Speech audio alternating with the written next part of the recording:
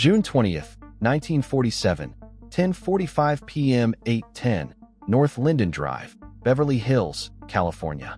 Benjamin Bugsy Siegel sat on a chintz-covered sofa in the living room of his girlfriend's mansion, reading the Los Angeles Times.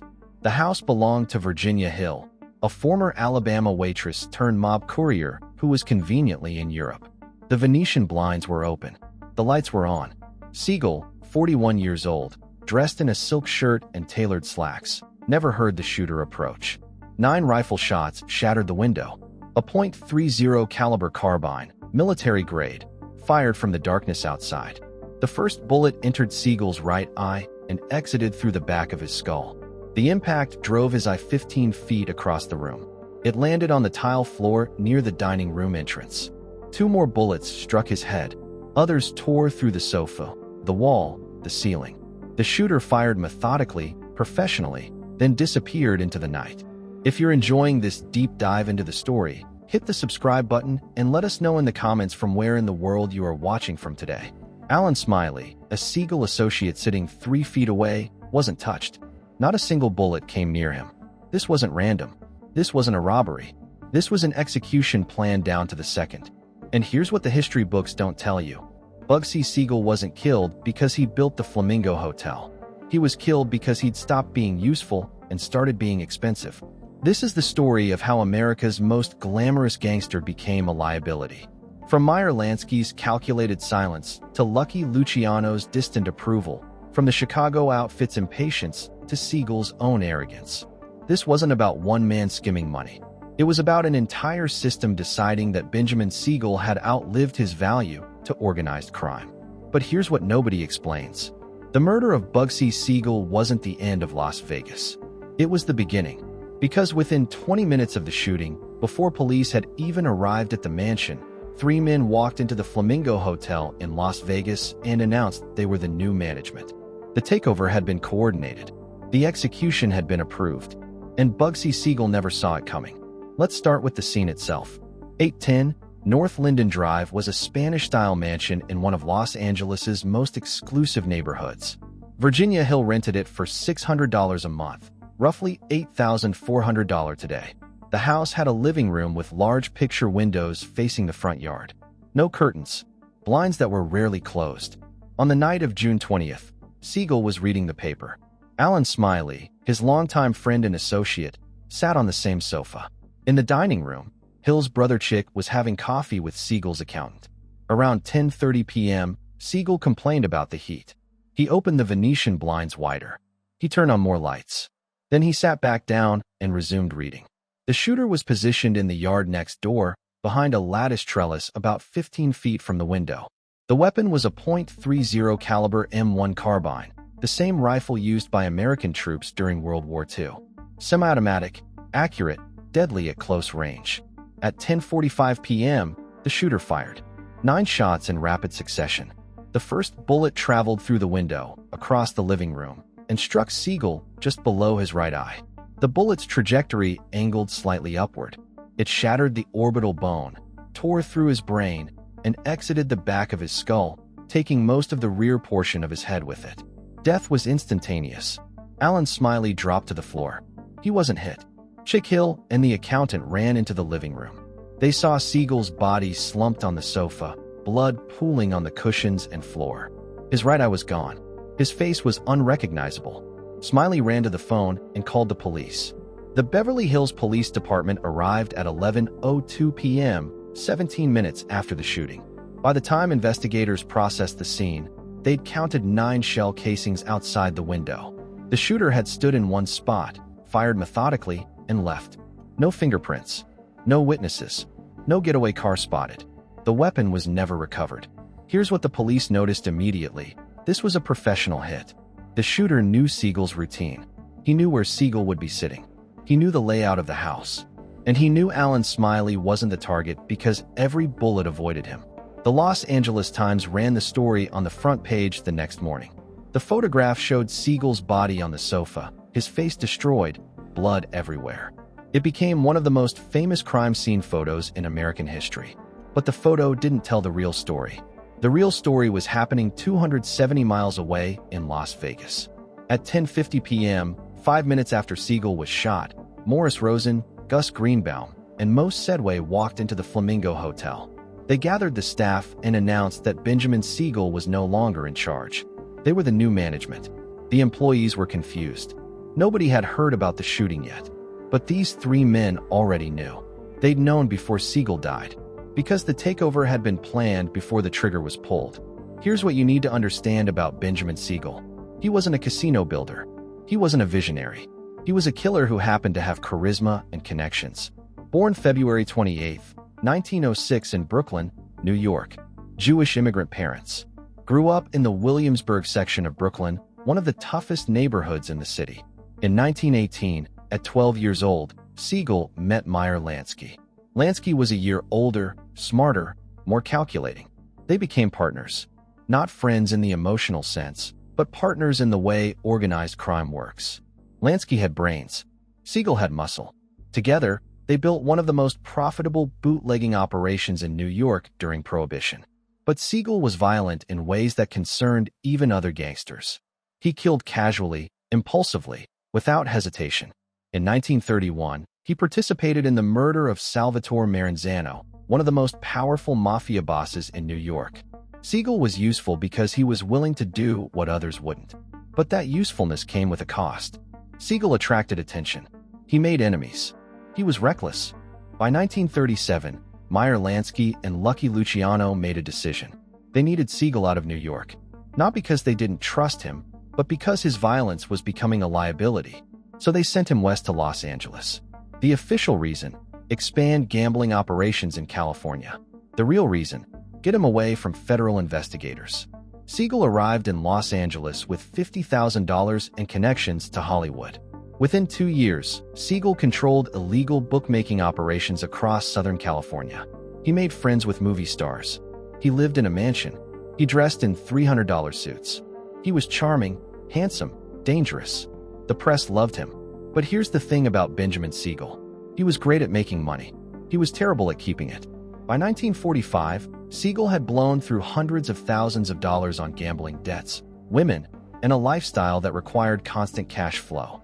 Meyer Lansky bailed him out repeatedly, and every time, Siegel spent more than he earned. Then came Las Vegas. In 1945, Las Vegas was a desert town with a population of about 8,400 people. Gambling was legal, but the casinos were small operations. Siegel saw potential. He pitched an idea: build a luxury resort in the desert. A casino that would attract wealthy gamblers from Los Angeles, from Hollywood, from across the country. The mob approved it. They gave Siegel $1 million to build the Flamingo Hotel and Casino. That budget should have been enough. It wasn't. Construction on the Flamingo began in late 1945. The plan was simple: build a small casino with a hotel, a restaurant, and a showroom. Estimated cost: $1 million. Estimated completion: mid-1946. Neither estimate was accurate. By early 1946, the budget had doubled. By mid-1946, it had tripled. By the end of 1946, the Flamingo had cost over $6 million, and it still wasn't finished. Here's where it gets complicated.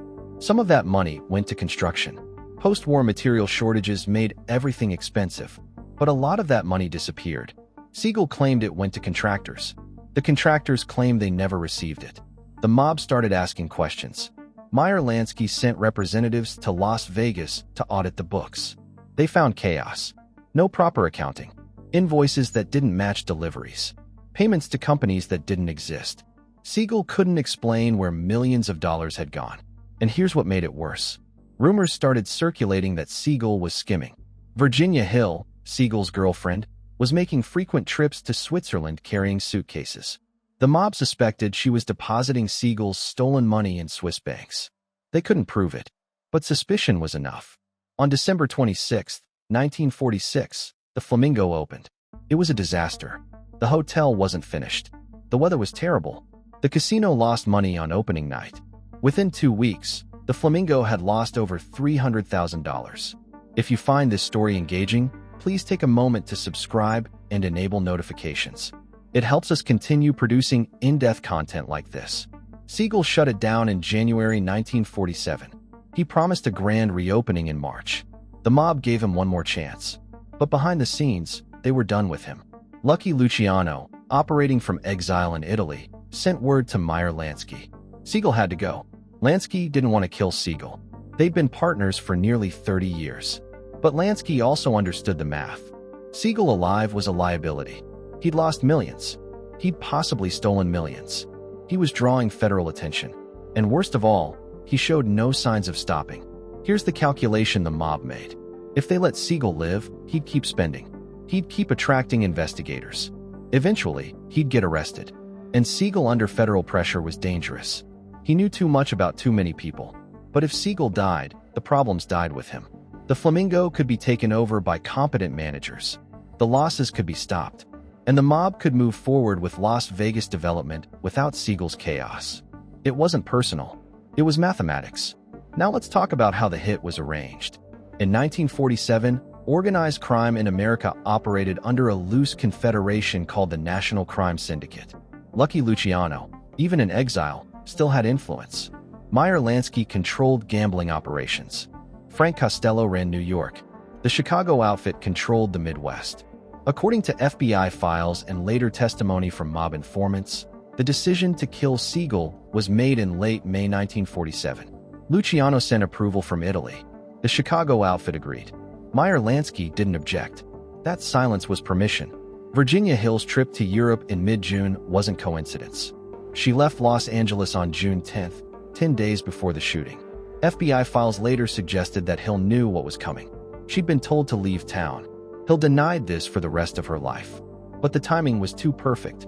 On June 20th, Siegel spent the day in Los Angeles. He had dinner at a restaurant. Alan Smiley was with him. They drove back to Virginia Hill's mansion around 10 p.m. And someone knew he would be there. The shooter arrived sometime after 10 p.m. He positioned himself behind the lattice. He waited. He watched Siegel sit down, open the blinds, turn on the lights. Perfect target. At 10:45 p.m., the shooter fired. 9 shots. Siegel dead. Job done. Alan Smiley's survival is crucial. The shooter had specific orders. Kill Siegel, leave everyone else alone. This wasn't about eliminating witnesses. This was about sending a message. Within 20 minutes of the shooting, Morris Rosen, Gus Greenbaum, and Mo Sedway were inside the Flamingo announcing new management. This wasn't improvised. This was coordinated. Gus Greenbaum turned the casino profitable within 6 months. By 1948, the Flamingo was making money.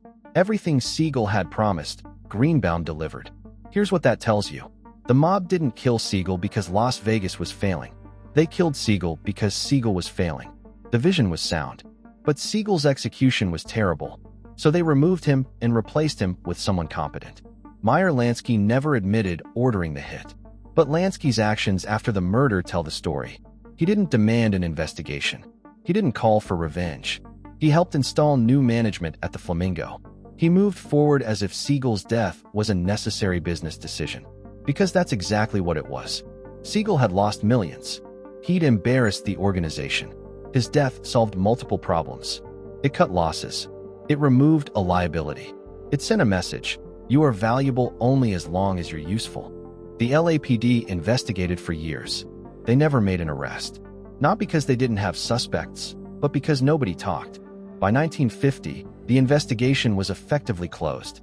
Siegel was buried at Hollywood Forever Cemetery on June 25, 1947. The funeral was small. Meyer Lansky didn't attend. The mob had already moved on. Virginia Hill lived until 1966. She died in Austria at age 49. Official cause, suicide. Alan Smiley lived until 1993. He never spoke publicly about that night. And the Flamingo? It's still operating today. Still on the Las Vegas Strip. Still profitable. The original building was demolished in the 1990s. But the name remains. Benjamin Siegel's monument. Built with mob money. Christened with his blood. And profitable only after his death. Here's what Bugsy Siegel's murder reveals about organized crime. Siegel thought his history with Meyer Lansky would protect him. It didn't. He thought the mob needed him. They didn't. What the mob needed was Las Vegas. And Siegel had proven he couldn't deliver it efficiently. So they removed him and installed someone who could. The lesson isn't that crime doesn't pay. The lesson is that in organized crime, your value is measured quarterly. You're protected as long as you're profitable. But the second you cost more than you earn, you're done. Siegel sat on that sofa thinking he still mattered, thinking his relationship with Lansky would save him. He was wrong. The decision had already been made. The shooter was already in position, and the new management was already walking into the Flamingo. One bullet through the eye, one institutional decision, one message to every gangster in America: you are replaceable. So who really killed Bugsy Siegel? The shooter pulled the trigger, but Lucky Luciano approved it from Italy. Meyer Lansky allowed it through silence. The Chicago outfit endorsed it, and Siegel himself guaranteed it by losing millions and believing he was untouchable. June 20th, 1947, 10:45 p.m. 9 shots through a Beverly Hills window. One gangster dead, one casino empire born, and one lesson written in blood. In organized crime, the only thing worse than failure is expensive failure. Thank you for watching. For more detailed historical breakdowns, check out the other videos on your screen now, and don't forget to subscribe.